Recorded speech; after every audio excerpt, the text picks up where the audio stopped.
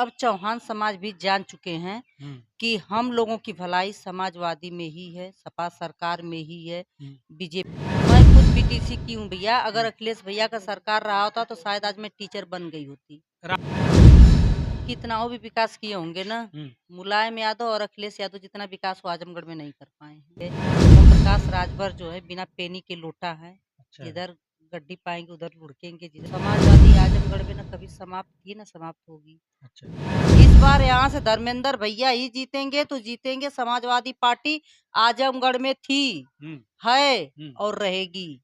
अगर ये 10 साल और सरकार रह गई, फिर जहाँ से हम लोग उठ कर आए हैं फिर वहीं पे जाकर हम लोग खड़ा हो जाएंगे।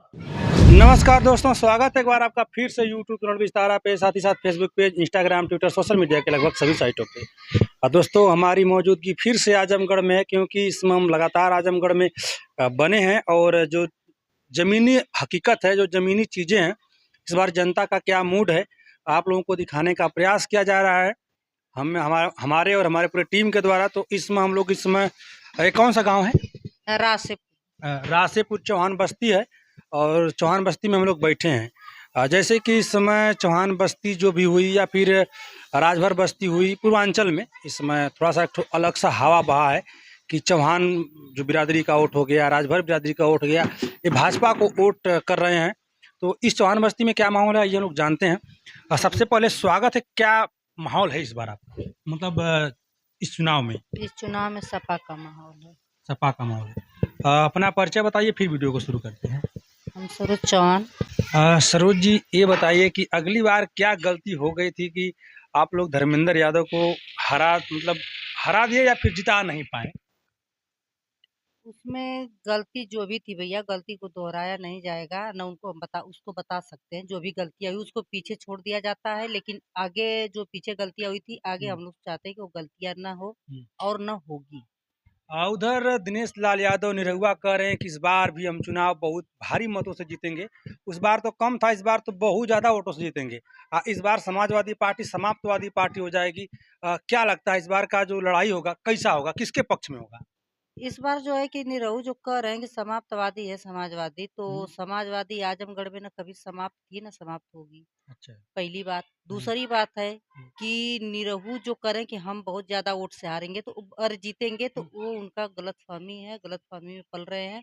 वो बहुत ज्यादा वोट से हारने वाले हैं। अच्छा। जी। कैसे बहुत ज़्यादा वोट से हारने वाले हैं, जब वो पिछली बार जीते हैं और धर्मेंद्र या इन्हीं इन्हीं प्रत्याशी को हरा करके जीते थे, कैसे हरा पाएंगे?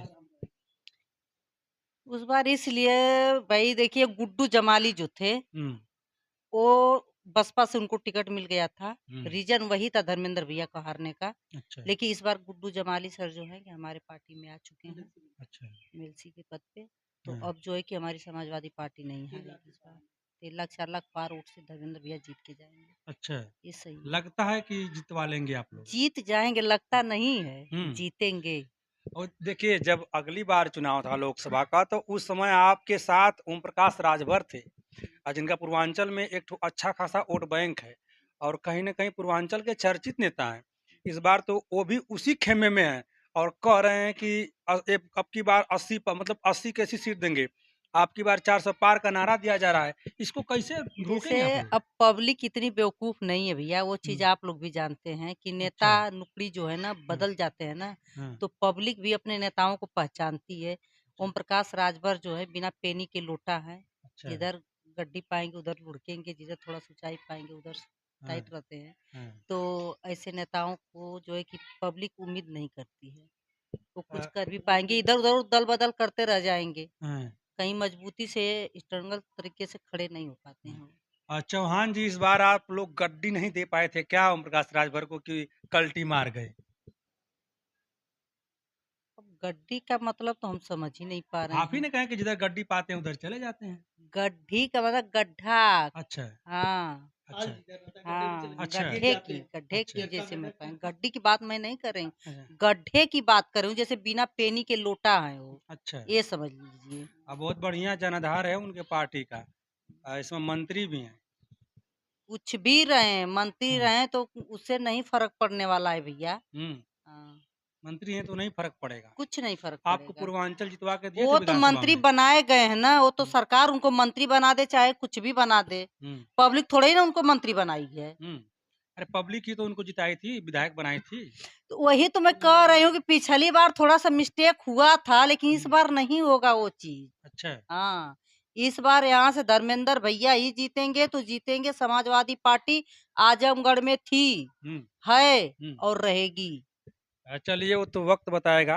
इस बार आजमगढ़ जो है सपा का गढ़ है। आजमगढ़ सपा का गढ़ हाँ, है पूरा सपा और का उसी गढ़। सपा के गढ़ से निरहुआ सांसद हो गए थे। सांसद तो वही बता तो रहे कि हम्म, गुड्डू जमाली, हम्म, जो कि उनको बीएसपी का टिकट मिला हुआ था, तो बहुत सारे वोट कट गए थे हम्म, देवेंद्र भैया का। हम्म, लेकिन गुड्डू जमाली हमारे समाजवादी पार्टी में आकर बहुत मजबूती ला दिए हैं। हम्म, और इस बार एक भी वोट हम्म, समाजवादी का हम्म। तीतर बीतर नहीं होने वाला है। अ, इतना राशन बांटा जा रहा है, विकास किया गया, इतना रोड बने और यूनिवर्सिटी बनी आजमगढ़ को। इस विकास को आजमगढ़ कैसे भुलाएगा? कितना वो भी विकास किए होंगे ना, हम्म, मुलायम यादव और अखिलेश यादव जितना विकास वो आजमगढ़ में नहीं कर पाए हैं। अच्छा। हाँ, और न तो और जो है कि आज 9-10 साल हुआ ना भाजपा को आए हमारे यहाँ, हम्म, पूरे इंडिया में कर रहा है शासन ना, हम्म, लेकिन युवाओं को बेरोजगार करके रोड पे कटोरा पकड़ा कर खड़ा कर दिए हैं। अच्छा। मैं खुद बीटीसी की हूँ भैया, अगर हम्म। अखिलेश भैया का सरकार रहा होता तो शायद आज मैं टीचर बन गई होती। राजनीति में नहीं कूदना पड़ता हो। राजनीति में मुझे आना ही नहीं पड़ता, अच्छा। लेकिन रीजन है कि मैं पढ़ाई करके इतना एजुकेटेड होकर भी हम्म, आज मैं राजनीति इसलिए कर रही हूँ कि खाली पड़ी हूँ। हम्म। हाँ? देखिए योगी जी, यूपी के बेरोजगार युवा अब राजनीति में कूद गए हैं और आपके खिलाफ भी गुल फूंक दिए हैं। थोड़ा इनको रोजगार दीजिए ताकि आपके खिलाफ जो खिलाफत है कम हो और इनको रोजगार मिल जाए, ये टीचर हो जाए, जो भी इनकी इच्छाएं वो पूरी हो जाएं मेहनत करके। थोड़ा सा इनको रोजगार दीजिए, नहीं तो लोग राजनीति पे उतर जाएंगे तो फिर बड़ा बवाल है, समझ लीजिए पूर्वांचल में। एक बात और बताइए, जैसे पूर्वांचल में या फिर यहाँ पे जो आजमगढ़ में चौहान वोटर कहीं ना कहीं भाजपा का कोर वोटर माना जा रहा है और इस बार की जो आजमगढ़ की जो लहर है उल्टा दिखाई दे रही है। इसमें कितनी सच्चाई है कि चौहान भाजपा का वोटर है? नहीं, इसमें पहले थी सच्चाई कि हम्म, हमारे चौहान समाज के लोग भाजपा के वोटर थे, हम्म, लेकिन अब चौहान समाज भी जान चुके हैं हम्म, कि हम लोगों की भलाई समाजवादी में ही है, सपा सरकार में ही है, हम्म, बीजेपी में नहीं है। क्योंकि जिस परिस्थिति से हमारे बाप दादा हम लोगों को यहाँ तक लाकर खड़ा किए हैं, हम्म, आज हम लोग 10 लोगों में उठने बैठने के लायक हैं। अगर ये 10 साल और सरकार रह गई, हम्म। फिर जहाँ से हम लोग उठ कर आए हैं फिर वहीं पे जाकर हम लोग खड़ा हो जाएंगे। अच्छा। हाँ, इस बार पूर्वांचल का चौहान किसको वोट करेगा? पूर्वांचल का चौहान है, इस बार धर्मेंद्र भैया को ही वोट करेंगे, समाजवादी पार्टी को ही वोट किया जा रहा है, क्योंकि लोग जान चुके हैं ये पीडीए के तहत हम लोगों का चुनाव होने जा रहा है। हम्म, और सभी लोगों को पता है कि ये जो हम लोग का समाजवादी पार्टी है, हम्म, ये हम लोगों के हित के लिए काम करती है, हम लोग के बच्चों को रोजगार देती है, हमारे बच्चों को शिक्षा में भी सहयोग करती है, हम्म, गरीब मजदूर किसान जो है उनका भी सहयोग करती है, कर्ज माफी करती है। हम्म। आप गरीब की बात कर रही हैं तो गरीब को राशन मिल रहा है, किसान की बात करें तो किसान को सम्मान निधि मिल रही है। तो कहीं ना कहीं साथ तो दे ही रहे हैं ना गरीबों और किसानों को। गरीब और किसानों का क्या साथ दे रहे हैं भैया, 5 किलो राशन कोई भी सरकार रही होगी तो मिलता था, हम्म, लेकिन ये सरकार सिर्फ 5 किलो राशन दे रही है। लेकिन ये चीज आप मत भूलिए कि जो हमारे पिछली सरकार थी, 5 किलो राशन के साथ मिट्टी का तेल भी दे रही थी, हम्म, चीनी भी आ रहा था कोटे से। हम्म, लेकिन आज वो चीज नहीं है। मान लीजिए कि सबके घर में बिजली की व्यवस्था ना हो पाए, तो लोग जो है कि मैं देखी हूँ गांव में, मैं गांव से जुड़ी महिला हूँ तो मैं गांव के बारे में मैं बता सकती हूँ कि अगर मान लीजिए कि जिनको जिनके घर में एक भी पैसे का रोजगार नहीं है, बेरोजगारी है, उनके घर में जो है किसी तरह से नमक रोटी की व्यवस्था शाम तक हो जा रही है, वो लोग बिजली का बिल नहीं भर पाते हैं। उन लोग को मैं देखी हूँ सरसों के तेल में वो रुई बत्ती भिगा कर अपने घर में जो कि चिराग जला रहे हैं। हम्म। अगर मिट्टी का तेल होता भैया, आज के डेट में। आज के डेट की मैं बात कर रही हूँ कि हम्म, अगर मिट्टी का तेल होता तो शायद वो सस्ता भी रहता बिजली से, और लोगों के घर में उजाला भी रहता। उसका धुआं अगर उस घर में जाता तो शायद जो संक्रमण घर में फैल रहे हैं अब हम्म, रेडिएशन, वो चीजें ना हो। देखिए आप महिला हैं और आपसे मैं बताना चाहूँगा भारतीय जनता पार्टी के लोग कहते हैं कि मट्टी का जो तेल था किरासन वो बंद हो गया तो बड़ा अच्छा हुआ। कहाँ से लोग कि महिलाएँ उससे सुसाइड करती थी, छिड़क करके जल जाती थी, आत्महत्या कर लेती थी। सुसाइड करने वाली भैया ये तो हुँ, बात गलत है। सुसाइड करने वाली क्या, अब सुसाइड नहीं महिलाएं कर रही हैं? ये सरकार अगर रही ना तो हुँ, बहुत सारी महिलाएं सुसाइड करेंगी। ऐसे ही बहुत सारी सुसाइड करने के लिए वे फांसी नहीं लगा सकती हैं महिलाएं।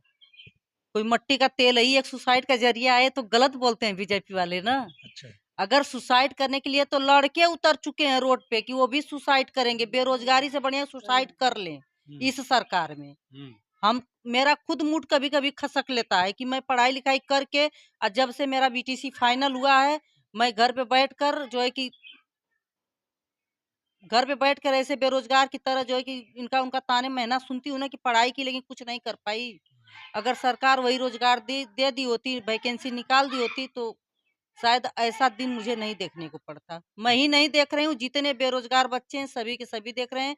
और मैं 2017-19 के बैच की मैं हूँ बीटीसी फाइनल। और उसके बाद कितने बच्चे मेरे बाद के कितने सब आए हुए होंगे।